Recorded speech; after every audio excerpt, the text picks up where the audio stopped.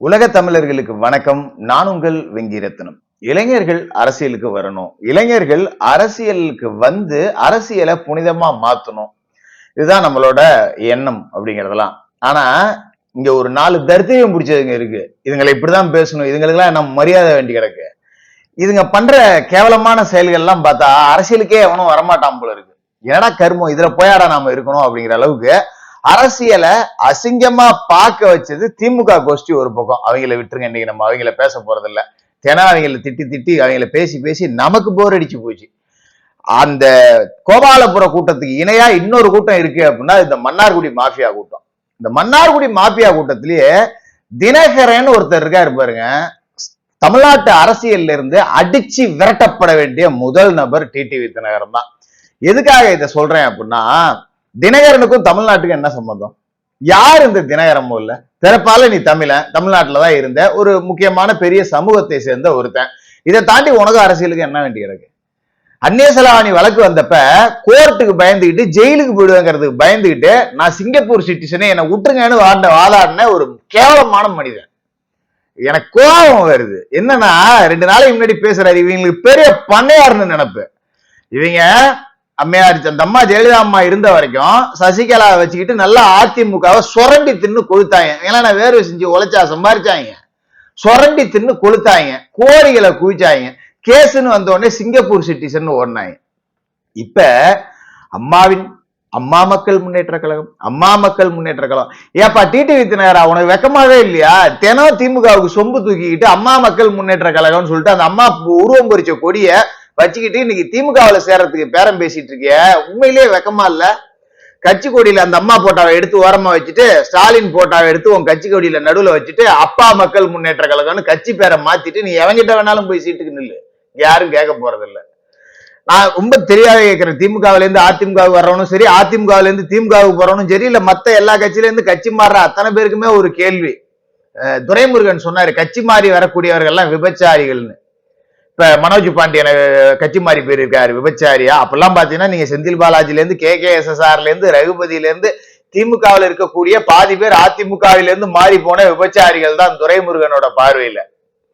இன்னைக்கு தினகரன் திமுக கிட்ட கூட்டணிக்கு போறாரு. அங்க நீ திமுக பொதுக்கூட்டத்துல நீ அம்மா அம்மா அம்மான்னு வாய்கிலேயே பேசுற, கட்சி கொடியில போட்டிருக்கல, அந்த அம்மாவை திட்டுவானுங்க. மூஞ்ச எங்க வச்சுக்குவ? நீ எங்க வேணாலும் வச்சுக்குவ. கோர்ட்டுக்கு பயந்துட்டு சிங்கப்பூர் சிட்டிசன் ஓடி ஒளிஞ்ச கேப் மாதிரி தானே, இப்படிதான் பேசணும், வேற வழி இல்ல. யாரு வேணாலும் கமெண்ட்ல வரட்டும், நம்ம வாதம் செய்யறதுக்கும் தயார், விவாதம் செய்யறதுக்கும் தயார். வார்த்தைக்கு வார்த்தை உள்கட்சி பூசல். இவங்களுக்கு எவ்வளவு ஒரு குரூர புத்தி பாத்தீங்களா? எடப்பாடி பழனிசாமி அம்மா அவர்கள் இருந்த காலகட்டத்துல இவர்களோட ஆளுமைக்கு கீழே தான் எல்லாருமே இருந்தாங்க, அது உண்மைதான், அதெல்லாம் மறுக்க முடியாது. இப்ப அவங்க மேல போயிட்டாங்களாம். ஐயோ நம்ம இந்த கட்சியை ஆட்டையை போட்டுலான்னு பார்த்தோமே, ஒருத்தன் விழுந்து வெடிச்சு மேல வந்துட்டானே அப்படிங்கிற வைத்தறிச்சல். துரோகத்தை ஒரு நாளும் வெல்ல விட மாட்டோம், அப்பா நீ குலைக்க வேண்டியது அறிவாலய வாசல்லப்பா, இங்க வந்து குலைச்சிக்கிட்டு இருக்க. அதிமுகவுக்கு விரோதி யாரு? திமுக தானே. நீ திமுகவுக்கு எதிராக என்னைக்காவது அரசியல் பண்ணிருக்கிய? காலையில எழுந்திரிச்சுன்னா ஒரு பேண்ட் சட்டையை போட்டுட்டு கண்ணாடியை ஒண்ணு மாட்டிக்கிட்டு துரோகத்தை நாங்க ஜெயிக்க விட மாட்டோம், துரோகம் ஒருபோது. அப்படி என்ன துரோகம்? 2011 கட்சியை நீ கைப்பற்ற பாக்குற, எனக்கு எதிராக சதி செய்யறேன்னு அந்த அம்மாவால அடிச்சு விரட்டி விடப்பட்ட ஓர்காலி நீனு. அந்த அம்மா சாகுற வரைக்கும் நீ எட்டியே பார்க்கல. இன்னைக்கு இந்த கொடநாடு கொலை வழக்கை எடுத்துக்கிட்டு எவன் வந்தாலும் சரி, அதிமுகவில் இருக்கிற வரைக்கும் கொடநாடு கொலை அப்படின்னு வாயை திறக்க மாட்டாங்க.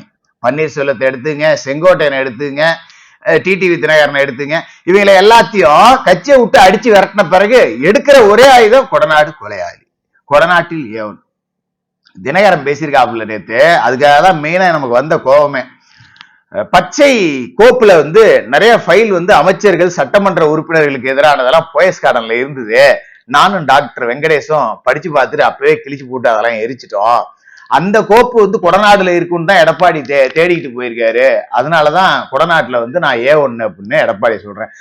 சரிப்பா தம்பி, அப்படி அந்த கோப்புல என்ன இருந்தது? அப்ப நீயும் திருட்டு பையன் நீ ஒத்துக்கிறியா? ஒரு கோப்பு இருந்துச்சு, அந்த கோப்புல என்ன இருந்தது? நீ திருட்டு பையனை ஒத்துக்கிறியா? அப்ப எடப்பாடி இன்ன வரைக்கும் டிடிவி தினகரன் தான் பொதுச் செயலாளர் அப்படின்னு சொல்லியிருந்தா இப்ப அந்த கோப்பு விவரம் வெளியே வந்திருக்காது. அப்ப உனக்கு ஆமாஞ்சாமி போட்டுக்கிட்டே இருந்தீங்கன்னா நீ என்ன வேணாலும் பண்ணீங்க, நாங்க ஜாலியா இருப்போம்னு விட்டுருவியா? அப்படி அந்த கோப்புல என்ன இருந்தது? அப்படியே இருந்தாலும் அது ஒரு குற்றமே நடந்திருந்தாலும் அந்த குற்றத்திற்கு தடயமா அந்த கோப்பு இருந்தாலும் அதை எரிச்சுன்னா ஃபர்ஸ்ட் அக்யூஸ்டே நீ தானே. அந்த அறிவு வேணுமா வேணாமா உனக்கு? நீ எல்லாம் என்னத்தை கட்சி நடத்துற? எம்பியா இருந்த, இத்தனை கோடி சொத்து சேர்த்து வச்சிருக்கேன், சிங்கப்பூர்ல சிட்டிசனா இருந்து நீ என்னத்தை கிழிச்ச? அப்ப கோப்புகளை தடயங்களை அழித்தல், சாட்சியை அழித்தல் அப்படின்னு சொல்லிட்டு உன்னை தூக்கிட்டு போய் பிதுக்கலாமா, பிதுக்க கூடாதா? இவங்களோட புத்தி எவ்வளவு கீழ்த்தரமா இருக்குன்னு பாருங்களேன். கோப்புகள் எல்லாமே இருந்தது, அதை கொள்ளையடிக்கிறது, அதை எரிச்சாரு. அதாவது இந்த கொடநாடு கொலை அப்படிங்கிறது நடந்த போது நான் டெல்லியில இருந்தேன், அந்த நேரத்துல இங்க நடந்து போச்சு அப்படின்னு. ஆக்சுவலா உண்மை என்னன்னா, தினகரன் அதிகாரப்பூர்வமா கட்சியிலிருந்து நீக்கப்பட்டது ஆகஸ்ட் மாசத்துலதான். கொடநாடுல கொலை கொள்ளை நடந்தது ஏப்ரல் மாசத்துல. அது எப்படி ஆகஸ்ட் மாசத்துல நீக்கப்பட்ட தினகரன் ஏப்ரல் மாசமே என்ன நீக்கினதாலதான் கொள்ளையடிச்சாங்கன்னு சொல்றாங்க. இறக்கமா இல்ல உங்களுக்கு? மக்கள் மறந்துடுவாங்களா என்ன? எல்லாத்தையும் கொடநாடு கொள்ளை சம்பவம் நடந்தப்ப அதிமுகவோட துணை பொதுச் செயலாளர் டிடிவி தினகரன் தான் நான் டெல்லியில இருக்கேன்னு சொன்னார்ல, அதுவும் அப்பட்டமான போய். அன்னைக்கு அதிகாரிகள் விசாரணை செய்யறதுக்காக சம்மன் கொடுக்கறதுக்காக இங்க வந்திருந்தாங்க. டிடிவி தினகரன் அன்று சென்னையில் தான் இருந்தார். ஆனா இன்னைக்கு ஒண்ணும் இல்ல, ஒரு அப்ப அங்கிட்டு ஒரு 3 இங்கிட்டு ஒரு 5 8 வருஷம் ஓடி போச்சுங்க, இஷ்டத்துக்கு போய் புழுவறதா?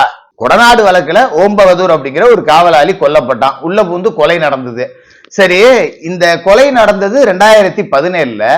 2021 வரைக்கும் பன்னீர்செல்வம் துணை முதலமைச்சரா இருந்தாரு. அப்பெல்லாம் ஏன் கொடநாடு கொலையை பத்தி அவருக்கு பேச தெரியல? ஏன் நீ துணை முதல்வரா இருந்த? அதெல்லாம் முடியாதுங்க எடப்பாடி பழனிசாமி அவர்களே, நீங்க அம்மா வீட்டுல கொள்ளையடிச்ச கொள்ளையாளி, நீங்க முதல்வரா இருக்கிறத, உங்களுக்கு நான் துணை முதல்வரா இருக்கிறத ஏத்துக்க மாட்டேன், முடியாது அப்படின்னு சொல்லி வெடிச்சு வெளில வர வேண்டியதானே? நல்லா நக்கி தின்னல்ல பன்னீர்செல்வம் துணை முதல்வரா இருந்துகிட்டு, அமைச்சரா இருந்துகிட்டு. அப்பெல்லாம் என் வாயை துறக்கல. அப்ப உங்களை செருப்பால அடிச்சு பத்தி விட்டாங்கன்னா அதுக்கு பிறகு நீங்க குலகாரன்னு பழிய தூக்கி போடுவீங்க. அப்ப 4 வருஷமா நீங்க கொலைக்கு உடந்தையா இருந்தீங்களான்னு பன்னீர்செல்வத்தை பார்த்து கேட்கணுமா, கேட்க கூடாதா? அதை விட கேவலமான மனிதன் இந்த செங்கோட்டையன். செங்கோட்டையனுக்கு இந்த செங்கோட்டையன்லாம் எப்படி சொல்றது, டிடிவியை விட பெரிய கழிவு அரசியல்ல. 77 வயசாகுது. 71 வயசான எடப்பாடி பழனிசாமியை பத்தி பேசும்போது நான் எடப்பாடியை விட சீனியர்,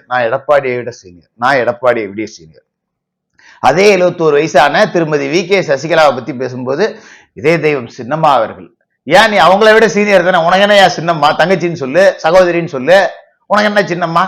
இவர்கிட்ட மட்டும் சீனியாரிட்டி வந்துருது, அவங்கள்ட்ட மட்டும் சீனியாரிட்டி வரலையா? ஏன் அவ்வளவு கேவலமா போறீங்க திமுக அண்டர் டீலிங் வச்சுக்கிட்டு? எனக்கு அதுதான் மெயின் கோவம். நீ எடப்பாடி பழனிசாமி எப்படி வேணாலும் திட்டிக்க, எனக்கு திமுக அழியணும், அவ்வளவுதான். இந்த மக்கள் விரோத திமுக அப்படிங்கிறது ஜெயிக்கவே கூடாது. திமுக காரம் போடுற எலும்பு பொறுக்கிறதுக்காக நீங்க இந்த மாதிரியான பழைய பிரச்சனைகள் எல்லாம் தூக்கி ஒண்ணுமே இல்லாத பிரச்சனைகள் எல்லாம் எடுத்துக்கிட்டு நடந்தா நடந்துருமா? அதாவது கொடநாடு வழக்குல இம்மோண்டு ஒரு தடயம் எடப்பாடி பழனிசாமி அவர்களுக்கும் இதுலயும் சம்பந்தம் இருக்கு அப்படின்னு ஒரு சின்ன தடயம் கிடைச்சதுன்னா திமுக யாரும் விட்டுருவானா? இன்னைக்கு தினமும் விடிஞ்சு ஏந்திரிச்சா திமுகவுக்கு தலைவலியா இருக்கிறது எடப்பாடி பழனிசாமி தான். இன்னைக்கு சரி நிகர் போட்டி அவர்களை வீழ்த்தக்கூடிய நபர் அப்படின்னு பார்க்கக்கூடியது எடப்பாடி பழனிசாமி தான். அவருக்கு எதிராக ஒரு தடயம் கிடைச்சதுன்னா அவரை தூக்கி உள்ள போட்டுட்டு இன்னைக்கு அதிமுகவுல பிளவு உருவாக்குறது ரொம்ப ஈஸியா இல்லையா? திமுக காரங்களுக்கு ரொம்ப சுலபமா செய்ய முடியுமா, முடியாதா? அதிமுக உடைச்சிடலாம், எடப்பாடி பழனிசாமிக்கு இப்ப கொலை வழக்குல சம்பந்தம் இருக்கு அப்படின்னு கைது செஞ்சு உள்ள போட்டு சின்ன தடயம் இருந்தாலும் கைது செஞ்சிடலாம் அப்படின்னு நினைச்சாங்கன்னா முடியுமா, முடியாது? அவங்களும் எவ்வளவோ தலையிலன்னு தண்ணி குடிச்சு பார்த்துட்டாங்க. இந்த கொலை வழக்குல குற்றம் சாந்தப்பட்ட சயான், மனோஜி இவங்களை எல்லாத்தையுமே ஜாமீன்ல எடுத்ததே திமுக வழக்கறிஞர்கள் தான். விட்டுட்டு உட்காந்துருப்பாங்கன்னு நினைக்கிறீங்களா? இந்நேரம் கடைசி வரைக்கும் அலசி ஆராய்ஞ்சு அதுல எந்த தொடர்பும் இல்ல, மேட் அவுட் ஆகாது, இது தேவையில்லாத பிரச்சனை, நமக்கு ரிவேஸ் ஆயிடும்னு சொல்லிட்டு தான் வாய மூடிட்டு இருக்காங்க. நீங்க இத்தனை நாளா, அதாவது பன்னீர்செல்வம் துணை முதல்வரா இருக்கிற வரைக்கும் கொடநாட்டை பத்தி அக்கறை இல்ல, செங்கோட்டையன் முந்தானத்து வரைக்கும் கொடநாட்டை பத்தி அக்கறை கிடையாது. நியாயமா பாத்தீங்கன்னா செங்கோட்டையன் அம்மா அம்மா அம்மான்னு வாயால சொல்றீங்கல்ல, அம்மா கடைசியில சாகிற வரைக்கும் எனக்கு அமைச்சர் பதவி கொடுக்காம வச்சிருந்தாரு, அதனால நான் அம்மாவை மதிக்கிறேன், எடப்பாடி பழனிசாமி அமைச்சர் பதவி இருக்கும்போது நான் வேணான்னு சொல்லிட்டேன், எனக்கு அம்மா கொடுத்திருந்தாதான் அமைச்சர் பதவி, எடப்பாடி கொடுத்த பதவி வேண்டாம், நான் அவரோட சீனியர், ஜூனியர் என்ன எனக்கு அமைச்சர் பதவி கொடுக்கறது அப்படின்ட்டு போயிருக்க வேண்டியதானே? அன்னைக்கு எதுக்கு பல்ல இழிச்சுக்கிட்டு ஓடுன அப்படிங்கிற கேள்வி இங்க இருக்கா இல்லையா? அதே மாதிரி தினகரன், யாரு இந்த தினகரன்? இந்த அம்மா சாகிற வரைக்கும் தினகரனை போயஸ்காரம் பக்கம் பார்க்க முடியுமா? தமிழ்நாட்டுக்குள்ள பார்க்க முடியுமா? தமிழ்நாட்டுக்குள்ள வந்திருந்தாலே வெளுத்துட்டு இருக்கோம். அந்த அம்மா கஞ்சா கேஸ்ல உள்ள போயிருப்பாரு தினகரன். பாண்டிச்சேரியில பதுங்கூலி வச்சிருந்த புலிகேசி தானே தினகரன். இன்னைக்கு நாங்கள் இல்லை என்றால் அம்மா, நாங்கள் போயஸ்கார்டனில் ஃபைலை எரித்தோம், எவ்வளவு அசிங்கமான அரசியல் பண்றாங்க பாருங்க. நாடு நாசமா போயிட்டு இருக்கு திமுக ஆட்சியில. ஆனா இன்னமும் தங்கள் அந்த வெறி, அவங்களுக்கு பதவி வெறி அடங்கல. அதிமுக எப்படியாவது ஆட்டையை போட்டுடலாம்னு பார்த்தாங்க, என்னென்னமோ பண்ணி தலைகளுன்னு தண்ணி குடிச்சு பார்த்தாங்க, குட்டியாரன் அடிச்சு பார்த்தாங்க, ஒண்ணுமே கிடையாது. இன்னமும் சொல்றேன், எடப்பாடி பழனிசாமியே உங்களை சேர்த்துக்கிட்டாலும் அதிமுக இருக்க தொண்டை ஏத்துக்க மாட்டான். அதுதான் உண்மை. அப்படிப்பட்ட உங்களுக்கு நீங்க இங்க இருந்து ஆட்களை எல்லாம் அழைச்சிட்டு போனீங்கல்ல, உங்களால தக்க வைக்க முடிஞ்சுதா? 18 எம்எல்ஏக்கள் தினகரன் பின்னாடி போனவன் போறா நாசமா போய் பிச்சை எடுக்கிற நிலைமை தானே போனா. அதுல 4 டிக்கெட் திமுகவுக்கு போய் இன்னைக்கு பொழைச்சிச்சு. இப்படி திமுகவுக்கு ஆள் சப்ளை பண்ற புரோக்கர் வேலையை பாக்குறவங்க தான் டிடிவி தினகரனும் பன்னீர்செல்வமும். இதை தாண்டி அவர்கள்ட்ட என்ன செய்ய முடியும்? கேட்டா பின்னாடி ஜாதியை தூக்கிட்டு வந்துருவாங்க, முக்குளத்தோரை ஒதுக்குகிறார்கள் அப்படின்னு. முக்குளத்தோருக்காக டிடிவி தினகரன் செய்த நன்மை என்ன? ஒன்னே ஒண்ணு யாராவது சொல்லிடலாமா? ஒன்னும் சொல்ல முடியாது. ஏன்னா இவங்களுக்கு பதவி அதிகாரம் இருக்கும் போதெல்லாம் முக்குளத்தோர்லாம் இவங்களுக்கு தேவையில்லை. இவங்க பாட்டுக்கா சம்பாரிச்சு செட்டில் ஆயிட்டு சிங்கப்பூர் சிட்டிசன் போயிடுவாங்க. இப்ப அதிகாரம் இல்லை அப்படிங்கிற உடனே அந்த முக்குளத்துக்கு பின்னாடி போய் ஒளியறதுக்கு முயற்சி செய்யறாங்க. இவர்களை முக்குளத்தோர் சமூக மக்களே விரட்டி அடிப்பார்கள். பைத்தியம் மாதிரி திரியிறாங்க. இதுல திருமதி வி கே சசிகலாவை கொஞ்சம் கௌரவமா நாம சொல்லலாம். கொடநாடுக்குள்ள என்ன இருந்துச்சுன்னு தெரிஞ்ச நபர்கள் 2 பேர். ஒன்னு மறைந்த அம்மா ஜெயலலிதா அவர்கள், 2வது சசிகலா. இதுவரைக்கும் கொடநாடு கொலை கொள்ளையில் எடப்பாடிக்கு சம்பந்தம் இல்லை, எனக்கு சந்தேகம் அப்படின்னு எங்கேயாவது அந்த அம்மா சசிகலா பேசியிருக்காங்களா? இல்ல. ஏன்னா அவங்களுக்கு தெரியும் அங்கெல்லாம் ஒன்னும் இல்ல, இங்க போயெல்லாம் ஒன்னும் கொள்ளையடிச்சிருக்க முடியாது, எவனோ அது அட்டம்ப்ட் திருடலாம் ஏதோ பெருசா இருக்குன்னு நினைச்சிட்டு போயிட்டான், அங்க ஒன்னும் இல்ல, ஒரு கொலையும் பண்ணிட்டானுங்க, மாட்டிக்கிட்டானுங்க, இதெல்லாம் எடப்பாடிக்கு என்ன சம்பந்தம் இருக்க போகுது அப்படி இல்லைங்கிறது அவங்களுக்கு தெளிவாகவே தெரியும். இவங்க எல்லாமே எடப்பாடியாரால அனாதையானவர்கள் சங்கம் ஆயிட்டாங்க. செங்கோட்டையன், டிடிவி, பன்னீர் எல்லாமே. இப்ப நம்ம அனாதையா நடுத்தருல நிக்கிறோமே, நம்மள அனாதையா ஆக்கினவன் மேல 4 சேத்தையாவது வாரி பூசணுமே அப்படின்னு பூசிக்கிட்டு இருக்காங்க. அப்ப திமுக சேத்த பூசறதுக்கு ஒரு தொகையும் தரான். எல்லாரும் இப்ப திமுகவுக்கு ஆள் சப்ளை பண்ற வேலை நடக்குது. தங்க தமிழ்ச்செல்வன்ல இருந்து, பழனியப்பன்ல இருந்து, செந்தில் பாலாஜில இருந்து, இப்ப மனோஜ் பாண்டியன்ல இருந்து, மருது அழகராஜ்ல இருந்து திமுகவுக்கு ஆள் சப்ளை பண்ற புரோக்கர் வேலையை பார்த்து சம்பாரிச்சுக்கிட்டு அதற்கு சன்மானமா மறுபடி காசும் வாங்கிட்டு அதிமுக மேல புழுதி வாரி தூத்தி இந்த மக்கள் விரோத திமுகவை ஜெயிக்க வைக்கணும்னு நீங்க முயற்சி செஞ்சீங்கன்னா லைஃப்ல ஜென்மத்துக்கும் இனி நீங்க ஒரு கவுன்சிலர் கூட ஆக முடியாது. தமிழக மக்களுக்கு தெளிவா தெரியும் யாரை வாழ்த்தணும் யாரை வீழ்த்தணும் அப்படின்னு. செஞ்சு காட்டுவாங்க. தொடர்ந்து பேசுவோம்.